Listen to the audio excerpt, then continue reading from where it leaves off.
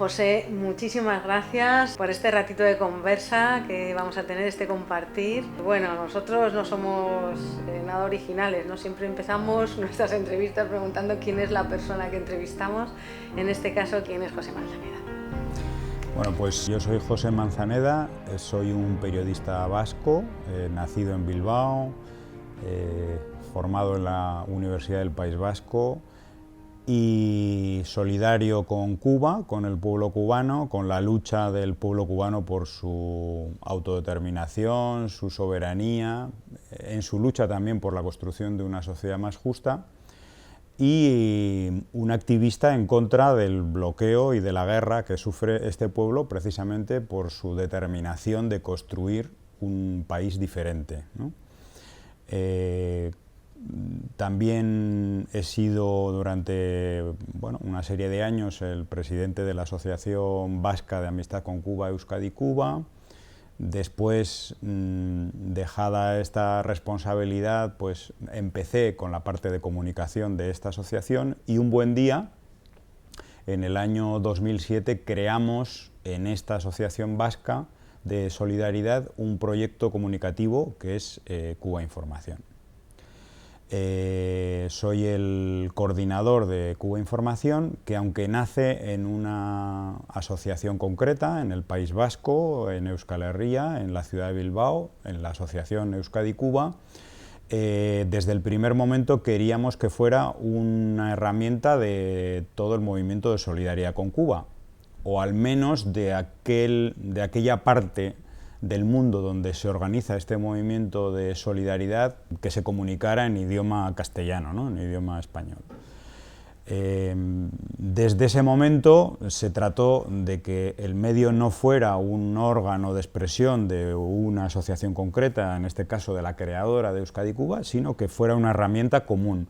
Y poco a poco se fue construyendo una red colaborativa dentro de Cuba Información.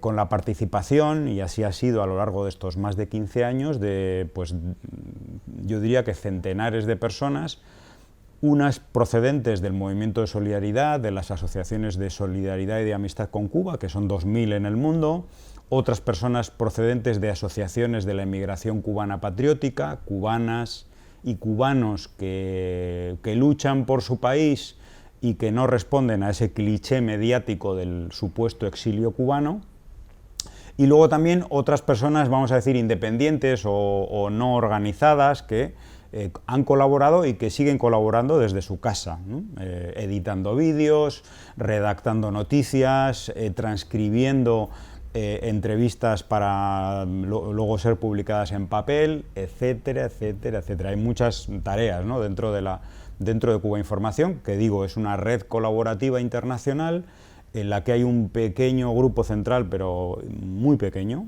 y luego el trabajo se desarrolla. Es un trabajo de lucha informativa frente a la manipulación de los grandes medios y las redes sociales, de análisis de esta manipulación, y que se desarrolla principalmente en el espacio de Internet. También tenemos una herramienta en papel, que es Cuba Información en papel. Tenemos un programa de radio, diferentes soportes, también un trabajo intenso en las redes sociales, sobre todo en Facebook y en Twitter, también en YouTube. Yo creo que es de reseñar lo que se hace en este canal, enfrentándonos a un gran gigante, ¿no? Que son los medios de comunicación, el poder de la comunicación, el poder en general, que se opone al intento de construir en un país como es Cuba, pues una sociedad distinta, socialista,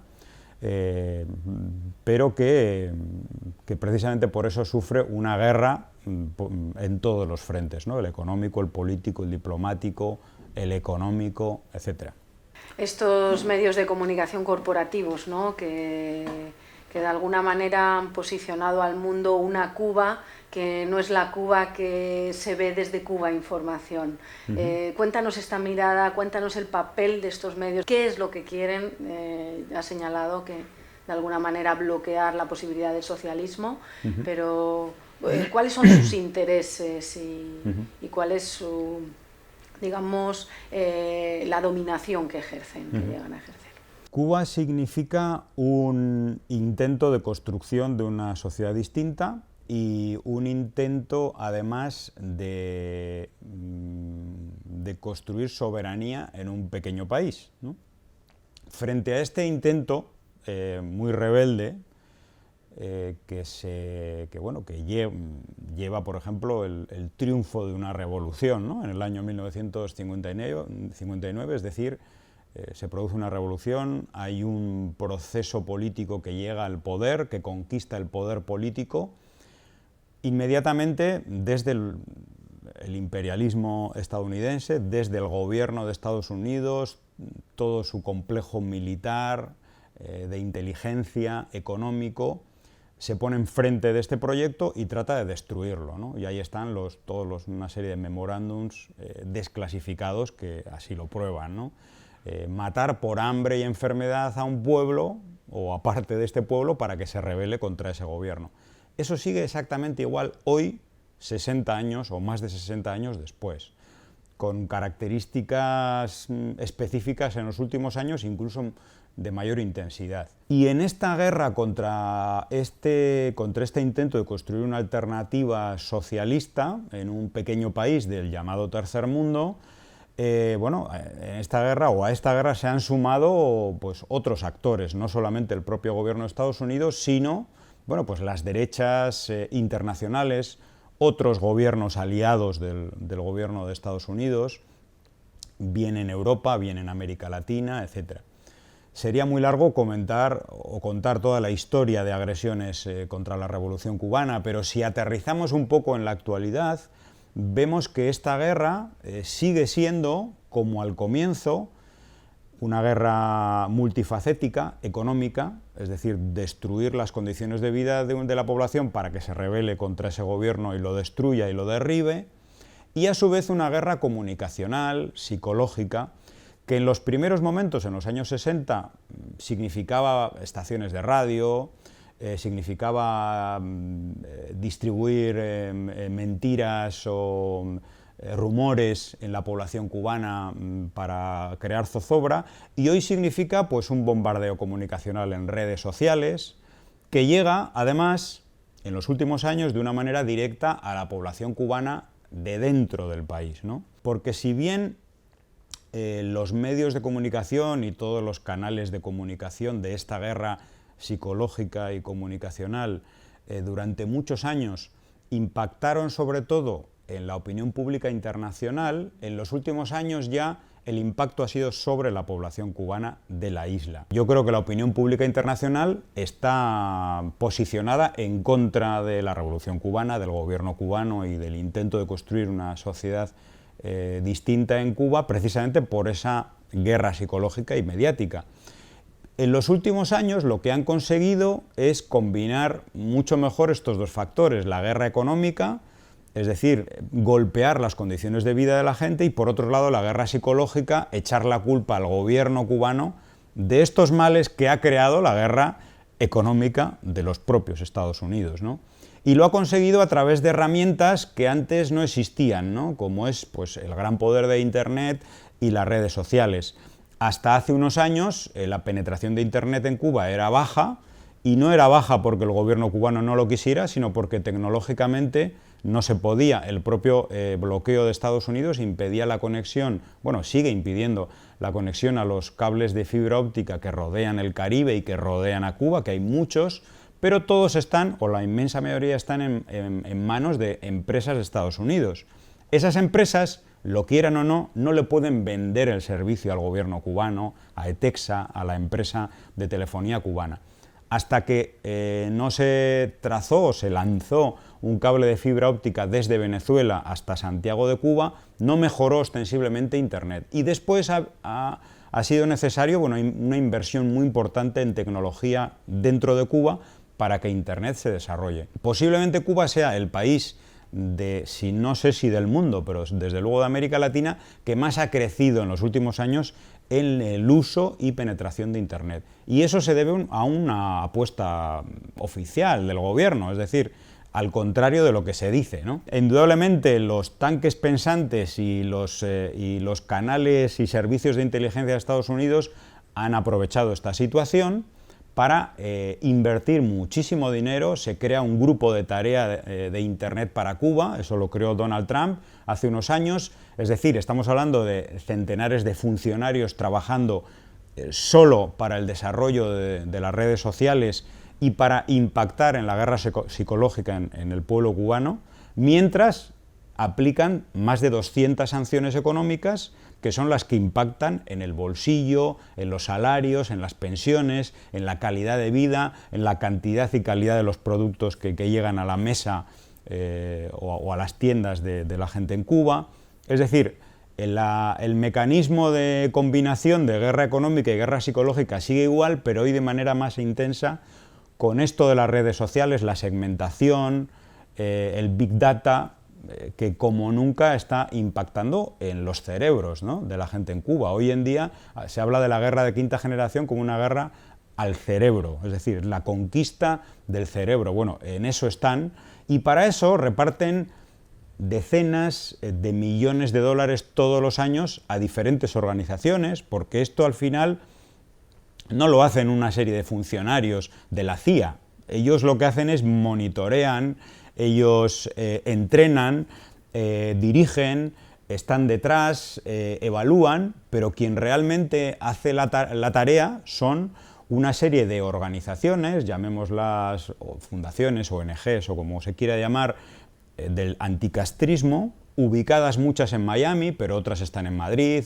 en Praga, en Perú, etcétera, que reciben el dinero de la USAID y de la NET, es decir, los dos canales principales de financiamiento de la contrarrevolución cubana, y con ese dinero se dedican a diferentes cosas, desde escribir informes sobre supuestas violaciones de derechos humanos en Cuba, que luego utiliza el Departamento de Estado del Gobierno de Estados Unidos para legitimar supuestamente las sanciones o más sanciones, y se dedican también a un trabajo intenso de redes sociales, ¿no?, pagando a muchos activistas de la contrarrevolución que están todo el día bombardeando a la gente en Cuba y a la gente fuera de Cuba, ¿no? Así es como funciona hoy esta combinación de las dos guerras de una manera mucho más intensa que hace 60 años. A esta combinación que hablas de guerra, se sumó además una complicación que vino a asolar a todos los pueblos del mundo, que fue el COVID-19. ¿Cómo afecta eso también allá? La pandemia a Cuba o al pueblo cubano le ha afectado más o menos como a todo el mundo, pero con una característica o una condición especial, y es que es un país sometido a un bloqueo económico.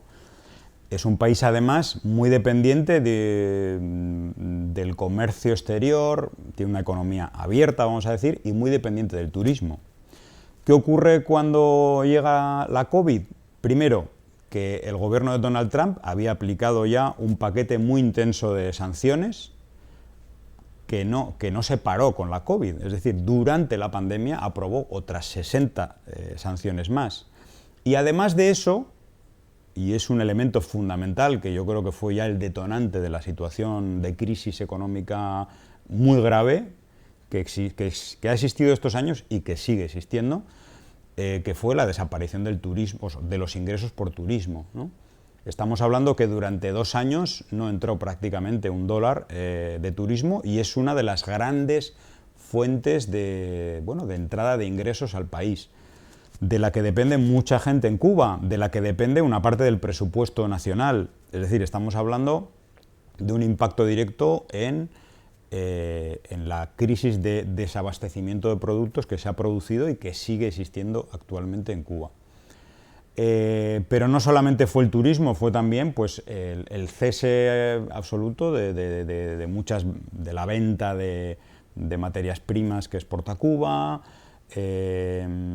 Estamos hablando después del corte, precisamente por las presiones de Estados Unidos, de parte de los convenios de servicios médicos de Cuba, porque hay que recordar que Cuba es una potencia solidaria en el campo médico, que en algunos países del mundo, digamos, es sufragada absolutamente por Cuba, estamos hablando de la cooperación médica en África, etcétera, pero en otros países el Estado cubano y el Ministerio de Salud Pública, al margen de que beneficia a millones de personas que antes no tenían un servicio médico en sus países, también recibe unos ingresos que van directamente al presupuesto sanitario del sistema público de Cuba, que es la forma que ha encontrado Cuba, yo diría que una forma honesta de, pues de sostener su propio sistema de salud, es decir, con los convenios médicos. Voy a poner un ejemplo. Cuando Cuba envía 8.000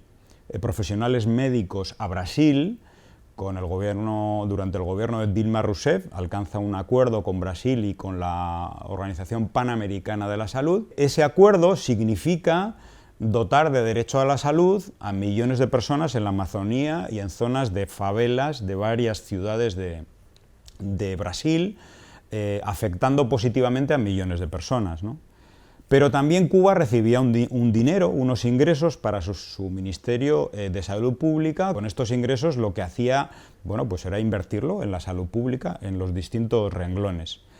Cuando Jair Bolsonaro, el presidente de ultraderecha, pacta con Donald Trump el cese de este convenio, es decir, cuando lo rompe y produce una expulsión de facto de todos estos profesionales médicos, primero se afectan millones de personas que se quedan sin médico, para empezar, y segundo, que eso era el objetivo fundamental, impacta de una manera directa en la calidad de la asistencia sanitaria en Cuba. El objetivo de todo esto, lo que persiguen con la matriz de opinión en los medios de comunicación de que Cuba hace un negocio con la cooperación médica, lo que persigue es hacer daño económico a Cuba. Por supuesto, un daño en la imagen también, ¿no? Ellos tratan de imponer la matriz de opinión de que Cuba hace un negocio, que no es solidaridad, que eso de solidaridad es un invento, que mucha gente se lo ha creído durante muchos años, pero que realmente lo que necesitan es dinero, ¿no? Y bueno, tú preguntas a quien dice eso, pero ese dinero, ¿quién se lo queda? ¿No? Para saber si es un negocio. No, se lo queda el régimen. Bueno, ¿qué es el régimen? Porque si realmente es un negocio, tiene que haber alguien, funcionarios, empresarios, que se queden en sus bolsillos, en sus cuentas corrientes, con una parte de ese pastel económico. Pero si realmente, como es, ese dinero va a parar al Ministerio de Salud Pública, se invierte en la salud, yo lo único que veo es un doble beneficio para el pueblo brasileño en su momento y para el pueblo cubano. Y si tú lo que estás tratando es de destruir esos programas, porque supuestamente se hace un negocio y no pones las pruebas de que hay un negocio, lo que estás haciendo es bloqueando a dos pueblos y destruyendo el derecho a la salud, tanto del pueblo cubano como del pueblo brasileño o de otros pueblos beneficiados. Desgraciadamente, este mensaje es el que están tratando de llevar algunas organizaciones financiadas por el gobierno de Estados Unidos de manera directa o indirecta, que presentan informes, y para esos informes siempre encuentran testimonios y testigos, porque estamos hablando de que estos programas de cooperación médica cubana están compuestos por decenas y centenares de miles de profesionales. Encontrar a 2.000 médicos, médicas, que hayan solicitado asilo en Estados Unidos porque quieren mejorar sus condiciones económicas y porque quieren emigrar y para eso utilizan el subterfugio del asilo, porque nadie les persigue, en realidad no es tan difícil. Es decir, que existen personas que están dispuestas a eso. El gobierno de Estados Unidos en el año 2006, con George Bush hijo, implementó un programa llamado Cuban Medical Professional Parole, por el cual cualquier cooperante médico cubano en el mundo, si solicitaba asilo en una embajada o un consulado de Estados Unidos, automáticamente llegaba a Estados Unidos. Es decir, se le acogía como un perseguido político. Este programa, que Obama lo clausuró, en los años que duró, pues hubo una serie de miles de personas que se acogieron a ese programa. Y esos miles de personas, que no son nada, que son un porcentaje ínfimo dentro de los centenares de miles que han estado en misiones en Venezuela, en Brasil, en África, etc., esas personas son las que son los testimonios de esos informes, ¿no? Para tratar de justificar o de explicar que Cuba está haciendo un negocio y que incluso son esclavos laborales, ¿no? Del régimen cubano, etc., ¿no? Es una guerra también que es parte de la guerra política y la guerra psicológica, ¿no? Es una guerra que impacta en la economía, porque impacta en los ingresos del Ministerio de Salud Pública. Es una guerra, vamos a decir, sanitaria, porque impacta en las condiciones de vida del pueblo cubano, que tiene muchos menos recursos para su sistema público de salud. Es una guerra mediática, porque todo esto llega a los medios de comunicación, que además se lo comen con patatas. O sea, realmente leemos titulares absolutamente alucinantes dando legitimidad a estos discursos de la mentira. Y bueno, pues es finalmente una guerra política, ¿no? Contra la imagen de un país que ha desarrollado un proyecto de solidaridad internacional inédito, que no existe y que no ha existido en la historia de la humanidad. Aún a pesar de todas estas limitaciones que constantemente están ahí y que ha afectado a la salud en Cuba, Cuba ha conseguido hacer sus investigaciones y generar las vacunas contra la COVID. Cuba yo diría que ha salvado a su población con los recursos de su ciencia, ¿no? El polo científico de La Habana y toda la comunidad científica cubana, que es muy amplia, son miles de personas que trabajan en las empresas estatales del sector público de la ciencia cubana y de la industria biofarmacéutica, bueno, pues han conseguido crear en muy poco tiempo, pues en el tiempo que han tenido o que han invertido, por ejemplo, las grandes multinacionales creadoras de las vacunas, o un poquito más quizá, han conseguido crear vacunas propias, con tecnología propia, aprovechando, bueno, pues la ciencia acumulada durante muchos años para salvar a su pueblo, o para proteger a su pueblo con estas vacunas frente a la COVID. Y lo han hecho además con esa experiencia y esa infraestructura creada en los peores momentos de Cuba, en el periodo especial, ¿no? El año 92-93, vamos a decir, cuando Cuba toca fondo económicamente al desaparecer la Unión Soviética y desaparecer casi el 90% de su comercio exterior, bueno, pues en ese momento el propio Fidel apuesta e inaugura el polo científico, las primeras empresas de investigación, de producción y comercialización de productos biofarmacéuticos.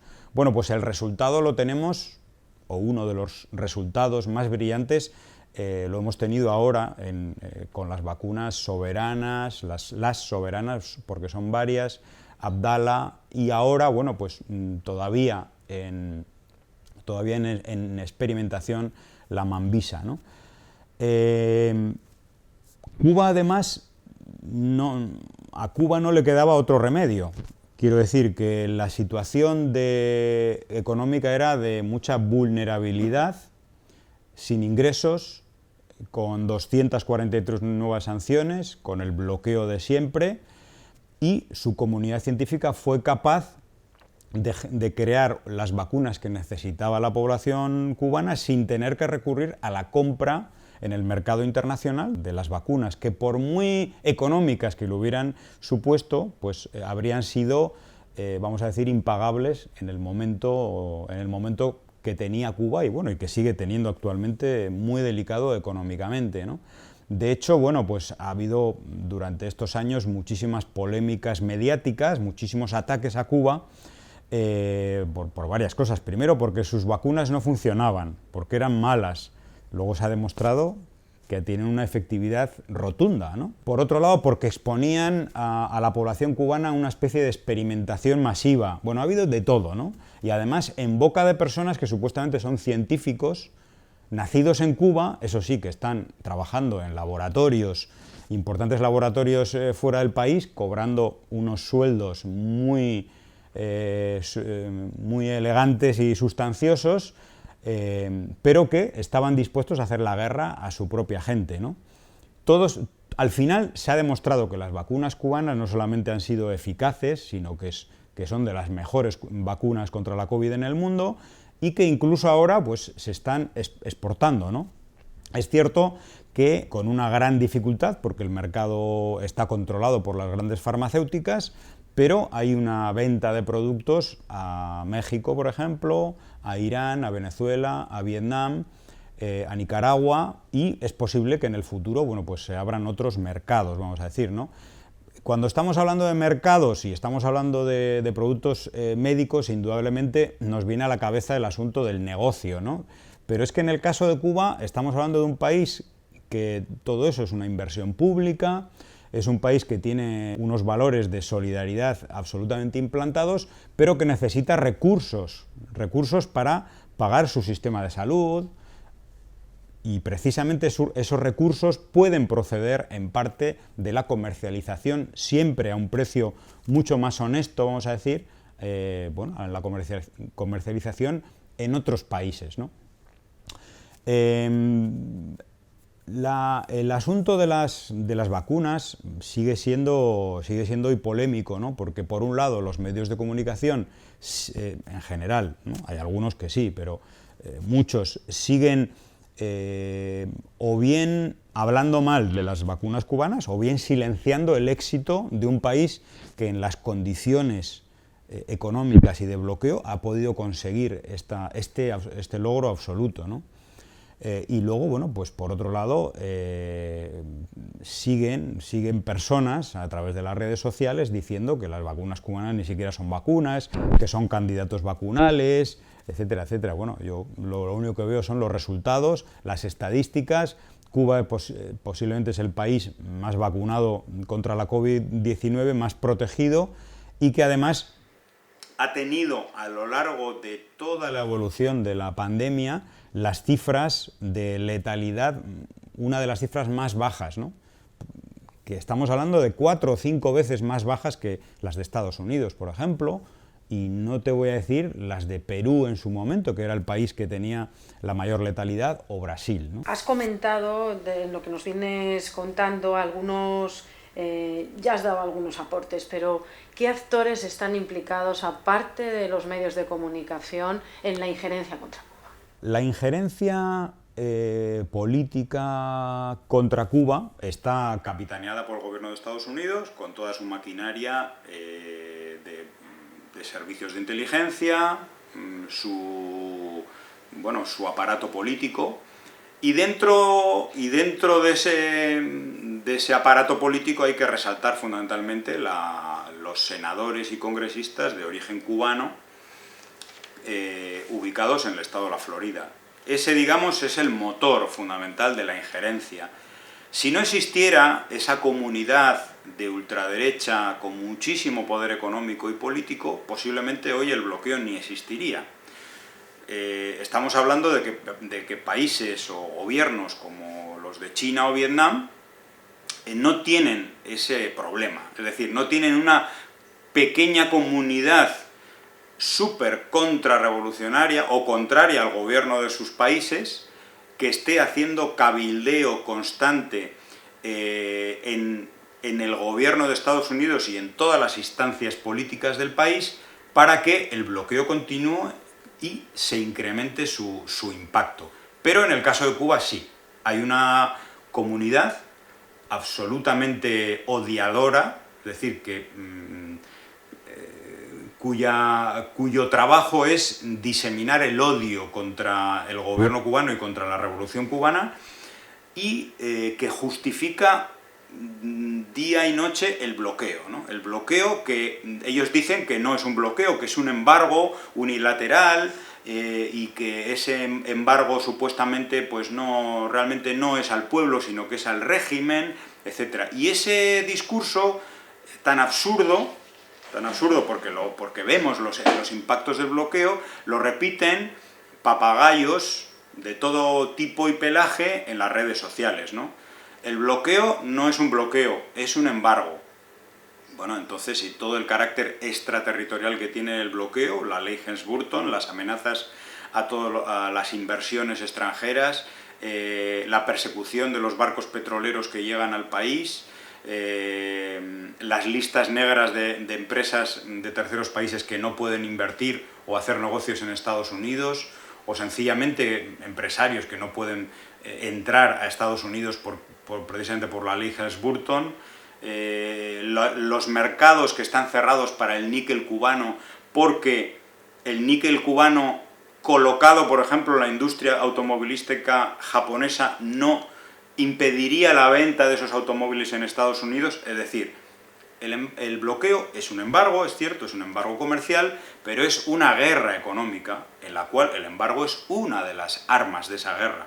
Hay muchísimas otras, ya digo, la persecución, tratar de ahuyentar la inversión, es la prohibición del turismo norteamericano, que nos guste o no el turismo, es una fuente de ingresos para el país, y posiblemente se duplicarían los ingresos o triplicarían si el turismo de Estados Unidos no estuviera prohibido.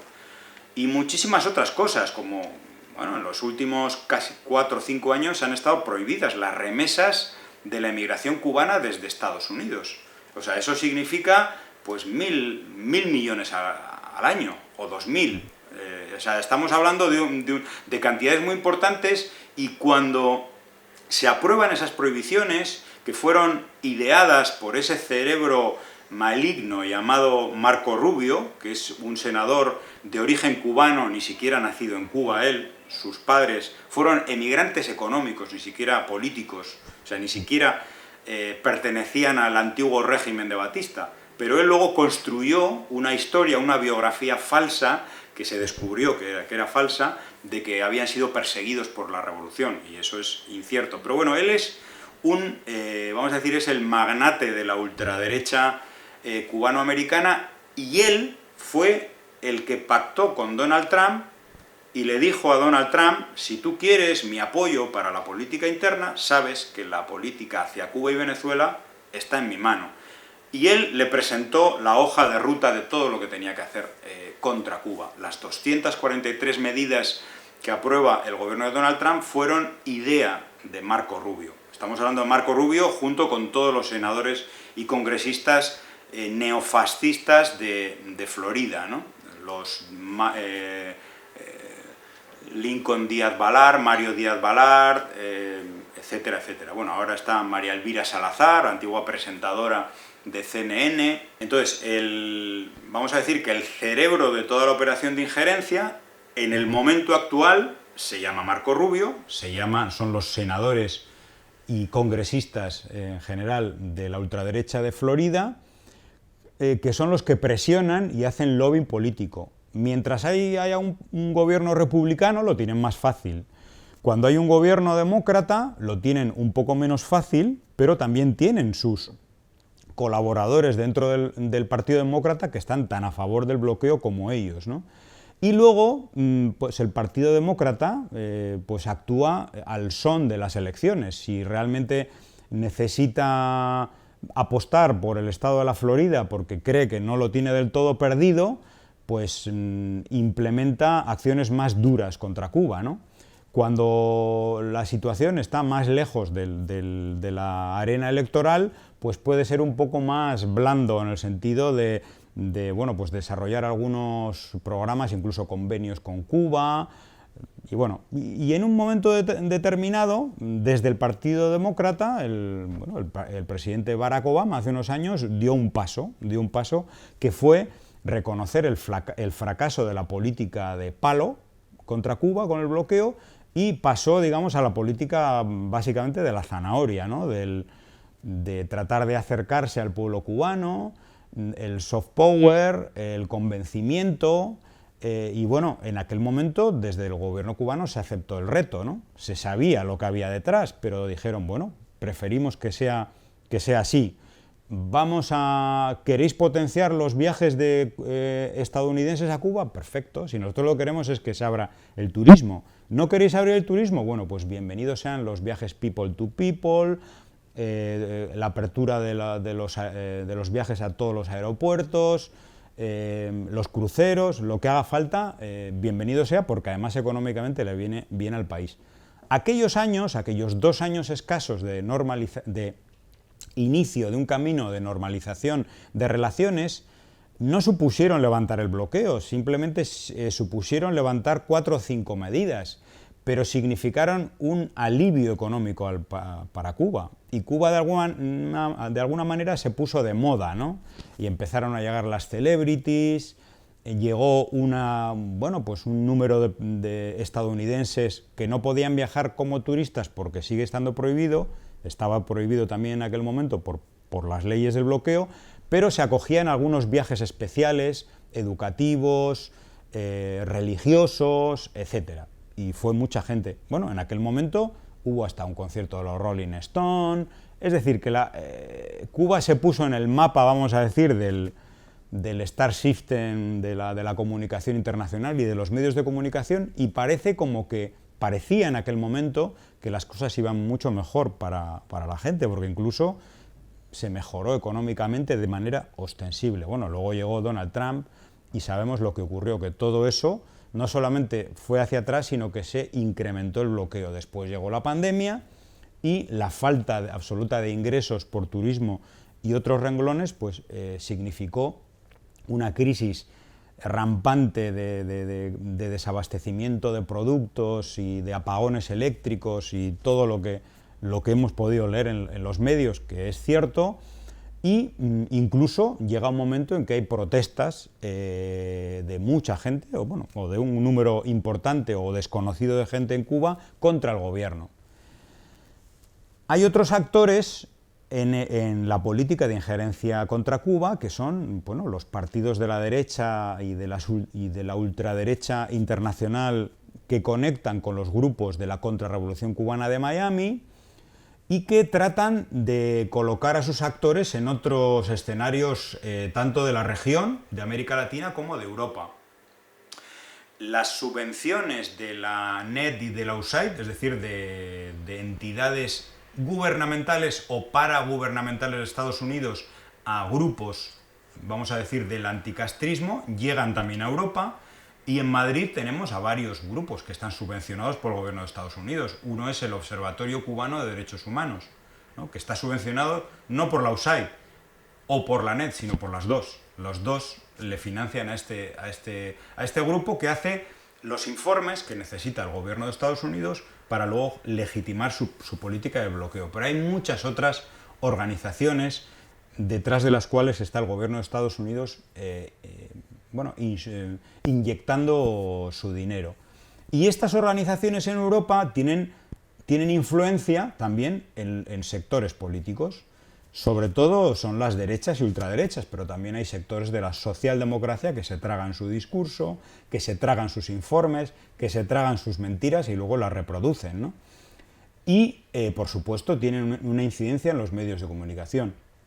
Tienen también una incidencia, o han tenido, en un sector de la emigración cubana, que en los últimos años, y sobre todo a partir de las protestas del 11 de julio del año 2021, han pasado de la pasividad, vamos a decir, de personas que eran o son migrantes económicos y que no se metían en nada, ni tenían una posición política, y de repente se han polarizado, ¿no?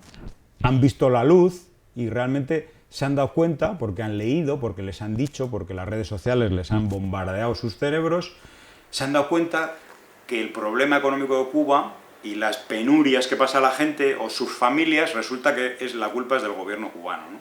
Pero del bloqueo, a eso no quieren ni hablar. No me hables del bloqueo. El bloqueo, eso ya llevamos 60 años oyéndolo, ¿no? Bueno, pero es que el bloqueo es el factor esencial.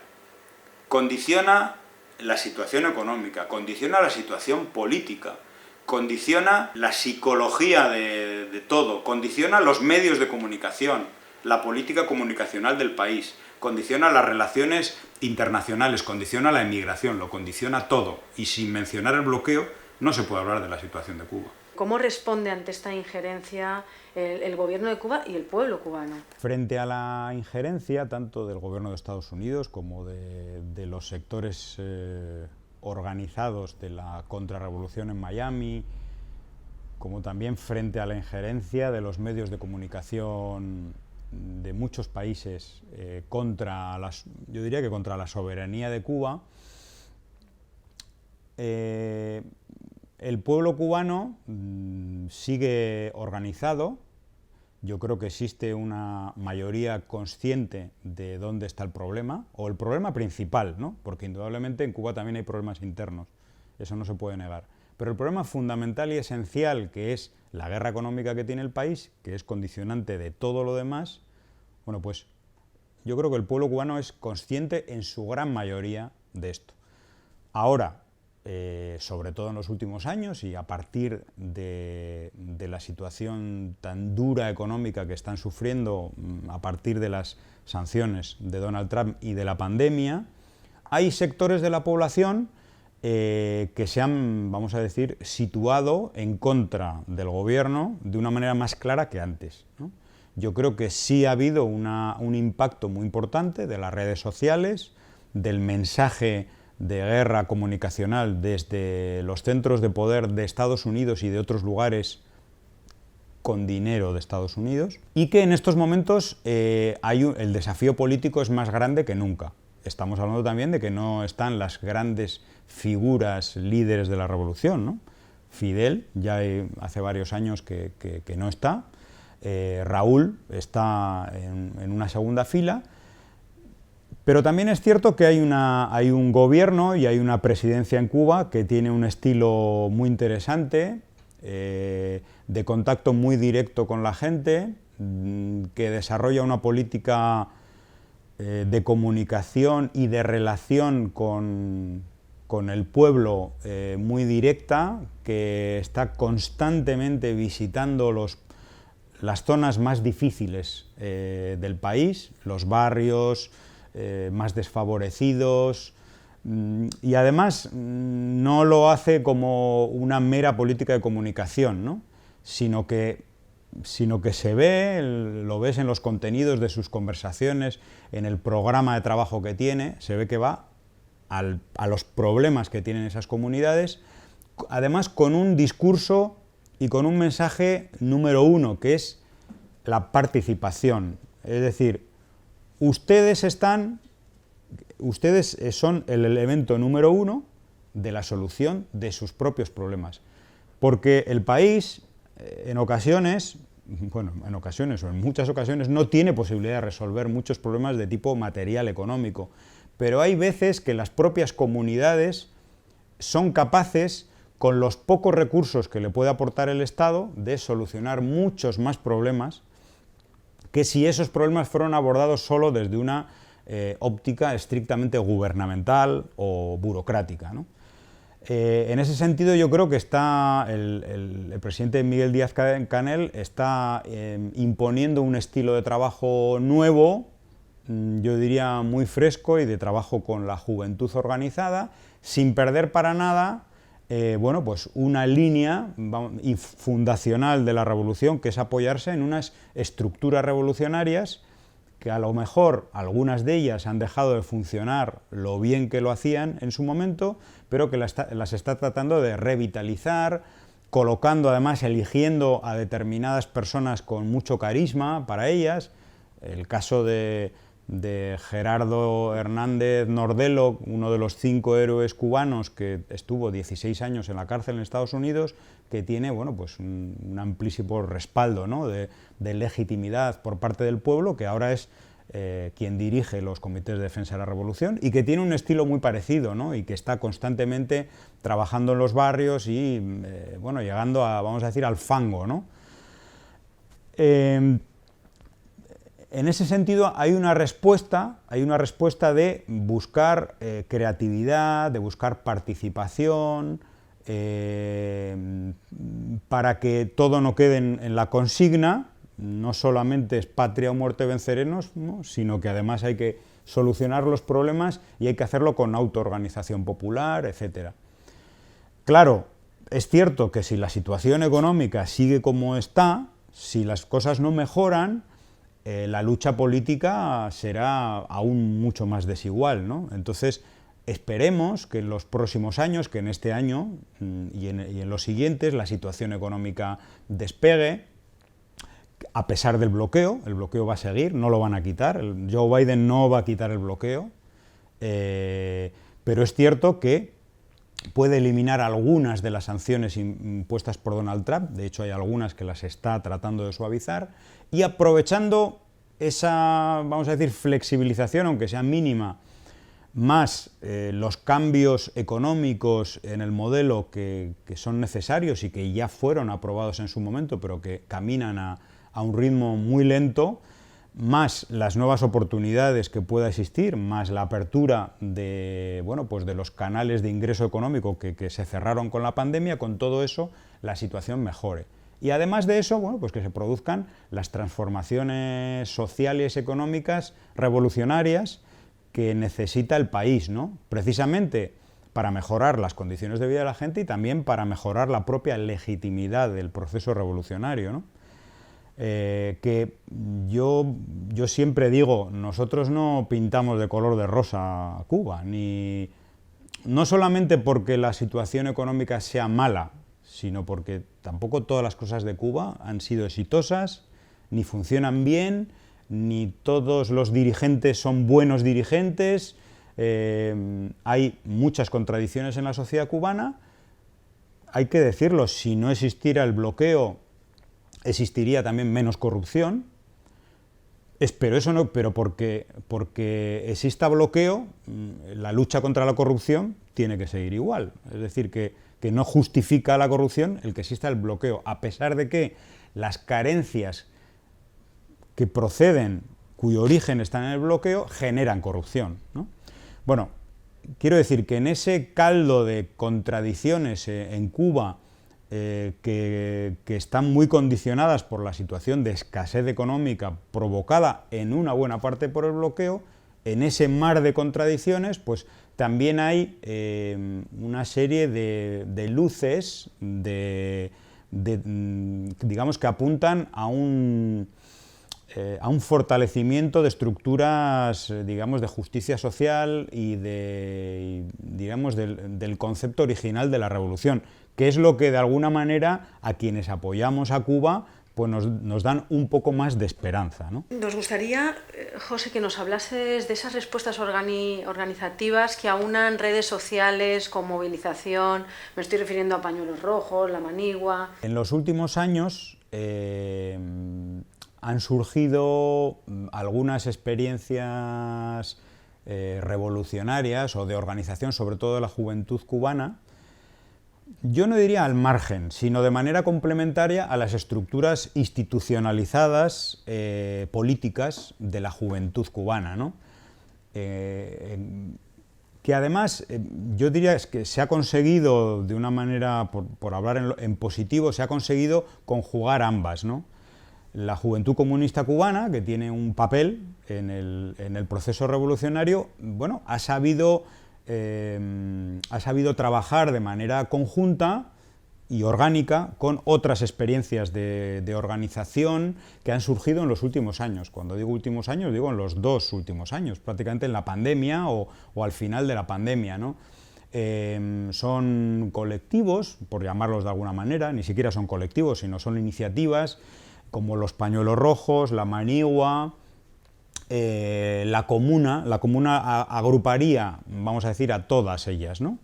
Incluso a la propia Juventud Comunista, que es la que dirige esta estructura o este movimiento que le han llamado la Comuna, pero estamos hablando también de otros grupos feministas, como por ejemplo Cimarronas y otras, ¿no? Bueno, pues todas estas experiencias que aportan matices al discurso, unos hablan más de la ecología, del feminismo, se habla más de la solidaridad internacionalista latinoamericana, Nuestro América es otro de estos grupos. Bueno, aportan, ya digo, unos matices y aportan una espontaneidad que también es importante recuperar, ¿no? Hay veces que la organización no tiene que ser siempre masiva y con actos muy grandes, ¿no? Sino que se pueden hacer, bueno, pues, o se deben, yo creo que es bueno que se hagan pequeñas movilizaciones, como se han hecho, de solidaridad con Perú o a partir de una determinada reivindicación. Y estas experiencias, desde mi punto de vista, lo positivo que tienen es que están articuladas, son autónomas, pero a la vez reconocen que existen unas estructuras, digamos, institucionalizadas de la revolución a las que respetan también y con las que tienen un trabajo conjunto. También trabajan con los CDR, con la Federación de Mujeres cubanas, respetando cada uno su ámbito. Y además, yo creo que al margen de que pueda haber gente que desconfíe, ¿no?, siempre de estas cuestiones, porque le parecen, pues, que incluso ponen un poco en duda la legitimidad de las estructuras revolucionarias tradicionales, yo creo que en general son bien vistas por la juventud, que realmente es muy consciente de los valores y de la ideología revolucionaria, tanto en las universidades como en los centros de enseñanza media, etcétera. Has hablado de solidaridad con Cuba. Desde hace unos días, ¿no?, salió de Asturias un barco con 1 tonelada de medicamentos, leche en polvo y cosas sanitarias necesarias. ¿Cuál es el papel también de la solidaridad? ¿Cómo unirnos a la solidaridad? La solidaridad con Cuba siempre ha sido multifacética, ¿no? Yo diría que es una solidaridad en general de carácter político, por 2 razones. Primero, porque tiene un mensaje clarísimo de lucha contra el bloqueo de Estados Unidos al pueblo cubano, y segundo, porque en su gran mayoría es una solidaridad de apoyo a la revolución cubana, ¿no? Aquí tenemos en el Estado español el MES, que es el Movimiento Estatal de Solidaridad con Cuba, que agrupa más de 60 asociaciones de amistad y otros colectivos de solidaridad con Cuba, que representaría, bueno, pues ese movimiento que apoya a la revolución, que se opone al bloqueo, pero que no circunscribe su acción solamente a un accionar de tipo estrictamente político, ¿no?, sino que también hace campañas de apoyo con proyectos de cooperación al desarrollo o de envío de donaciones. En estos momentos, en este momento actual en el que está pasando Cuba de una crisis económica muy profunda, con una crisis de desabastecimiento de productos, yo no hablaría de una crisis sanitaria, pero una crisis importante de recursos en el sistema de salud, es importante que la solidaridad con Cuba tenga también un componente material en este momento, como lo tuvo en los años 90. Entonces es muy importante enviar material sanitario, medicamentos, es muy importante ayudar a las familias que han sido afectadas por los huracanes, porque el país no solamente sufre el bloqueo, sino que sufre una guerra con muchas más sanciones, porque está saliendo de una pandemia, porque durante más de 2 años no ha tenido ingresos por turismo y por venta de otra serie de productos al exterior, y por lo tanto está muy afectada toda la vida de la gente en Cuba, ¿no? Afectadas sus condiciones de vida, la oferta de productos a los que pueden acceder. Es un país en estos momentos que ha tenido un parón absoluto en su desarrollo económico, y dentro de ese parón, bueno, pues hay unos seres que dirigen en el mundo y que dirigen la guerra contra este país, que han tratado de aprovechar las circunstancias para acabar definitivamente con el proceso revolucionario, ¿no? Aun con todo, hay una bandera que no deja de ondear, que es la de la dignidad. ¿Qué es la dignidad para José Manzaneda? Yo creo que la dignidad es tener unos valores o unos objetivos de justicia y mantenerlos a cualquier precio, al precio de tu propia, de tu propio bienestar económico personal, ¿no? Y yo voy a poner un ejemplo, ¿no? Es digno que un cantante cubano, nacido en Cuba, que jamás se metió en política y que tiene unas condiciones de vida muy buenas, tiene unos grandes ingresos de venta de sus discos o por sus conciertos en el exterior, pero que vive en Cuba y con unas condiciones de vida mucho mejores que las de la media de la población. ¿Es digno que esa persona, bajo chantaje, bajo amenazas de que todo eso va a desaparecer, es decir, ya no le van a contratar en ningún país, va a dejar de vender discos, incluso le van a prohibir residir en Estados Unidos, porque ese cantante o esos cantantes residían en Estados Unidos y en Cuba simultáneamente? ¿Es digno que esa persona al día siguiente aparezca en la televisión diciendo que abajo el comunismo, abajo la revolución, Cuba es una dictadura, jamás voy a colaborar con la dictadura cubana, etcétera, cuando apenas unos meses antes en un concierto había saludado al presidente de Cuba? Eso es un ejemplo de lo que es la dignidad y la indignidad, ¿no? O sea, lo único que te mueve es el dinero, es tu bienestar económico, pero ya llevado al lujo, a la opulencia, etcétera, y estás dispuesto a cualquier cosa porque realmente ni tienes valores, ni tienes ideas, lo único que te mueve es el dinero absolutamente, ¿no? Pero eso sí, estás dispuesto a colaborar con el gobierno que le hace daño a tu pueblo, porque además de eso, quien te va a defender luego en Estados Unidos es el señor Marco Rubio, que es el que consigue que tu hija tenga una visa para irte de Cuba a Estados Unidos, pasando por una fila de 170.000 personas a los que Estados Unidos no le da una visa. Es decir, estás colaborando con quien está tratando de matar de hambre a tu pueblo, pero tú, para mantener tu estatus, haces cualquier cosa en contra de tu pueblo, de tu propio pueblo. Eso es un ejemplo máximo de la indignidad humana, ¿no?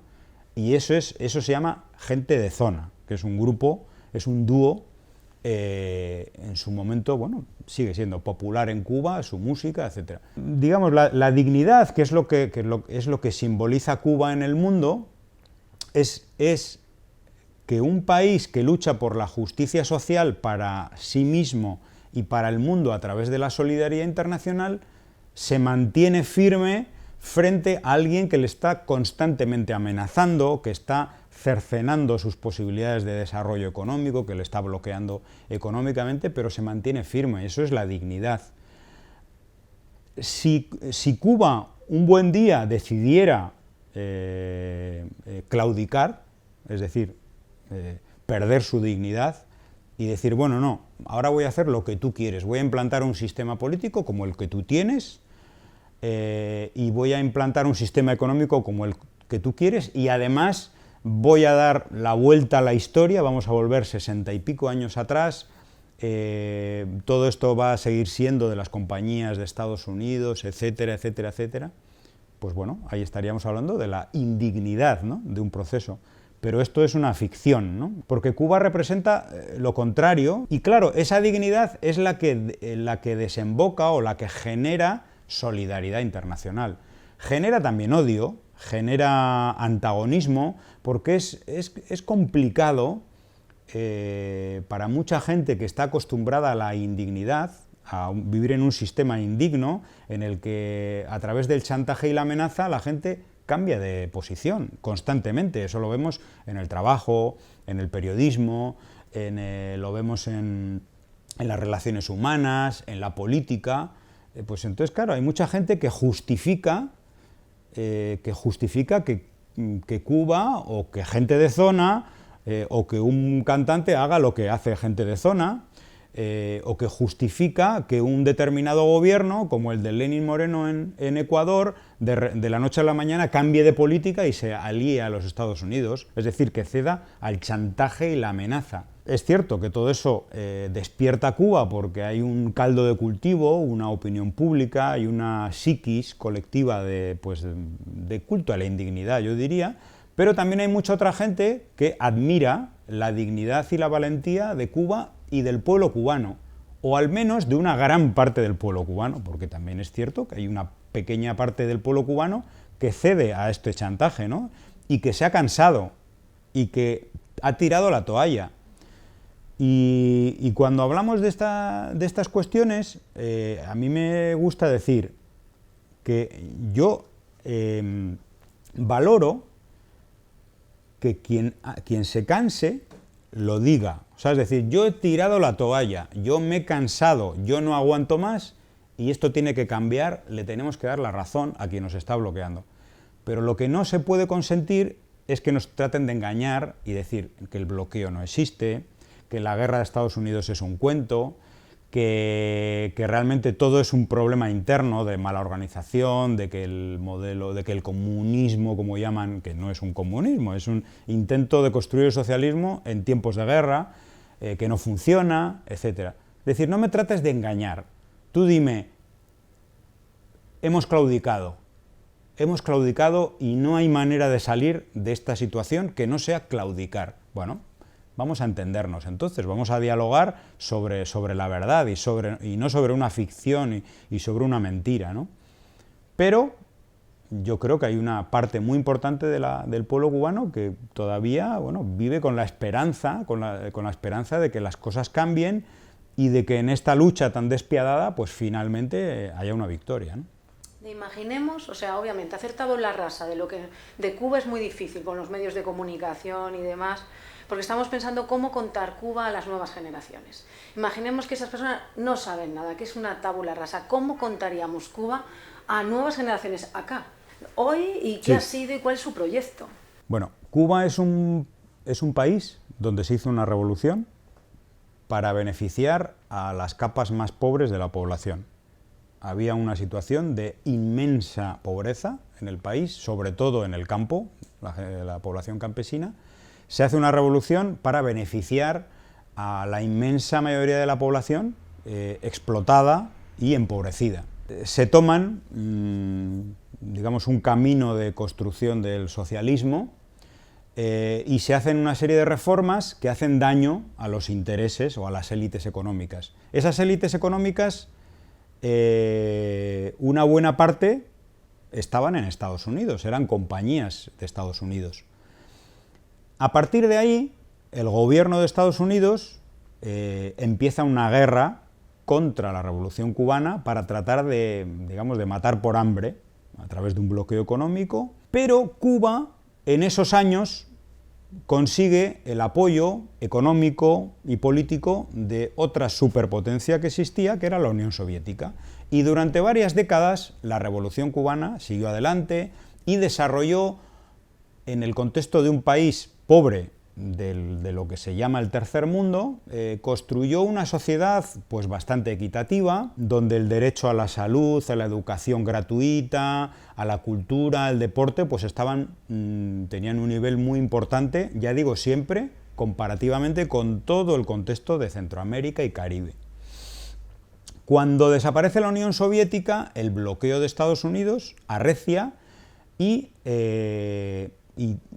las condiciones de vida en Cuba pues caen al piso. Hay una situación pues en los años 90 yo diría que dramática, donde se roza el hambre y aunque sola y ya sin el apoyo económico de la Unión Soviética, poco a poco este país sale adelante con grandes dificultades. Durante todos estos años Cuba ya ha tenido que comerciar con el mundo, ha mantenido los logros sociales o una parte de los logros sociales, pero siempre con un nivel de precariedad económica importante. El bloqueo ha seguido y cuando llegamos a los años de la pandemia, hay un gobierno muy de ultraderecha en Estados Unidos que decide incrementar el bloqueo y ya asfixiar el país absolutamente. Eso, más que con la pandemia no entran ingresos por turismo, produce una situación extrema de desabastecimiento. Junto con un bombardeo en redes sociales inmenso y subvencionado por los centros o los servicios de inteligencia de Estados Unidos, se producen, posiblemente por primera vez en muchísimos años, bueno, pues protestas contra el gobierno cubano. Estas protestas han sido un poco la esperanza tanto del gobierno de Estados Unidos como de todos los que apoyan su política de bloqueo y de guerra contra Cuba.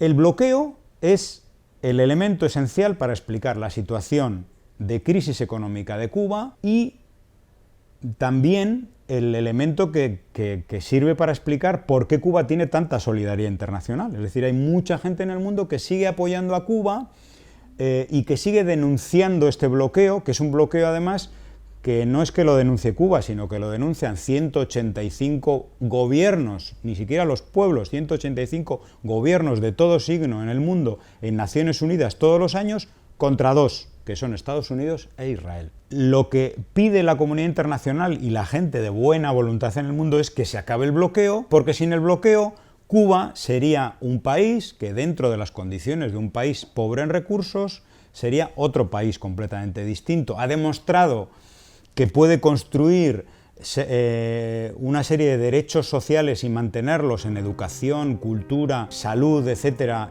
envidiables para muchos países, pero que sin bloqueo podría tener un desarrollo económico mucho mejor. Mejores salarios, mejores pensiones, la gente tendría un mejor nivel de vida, más viviendas, etcétera. Y esa fotografía de las carencias de Cuba se debe fundamentalmente, yo no digo que al 100%, porque también en Cuba hay cosas que no están bien hechas, pero en una parte muy importante a la guerra económica, le llamemos bloqueo o le llamemos como sea, es una guerra económica por parte de Estados Unidos. Yo es así como explicaría la situación.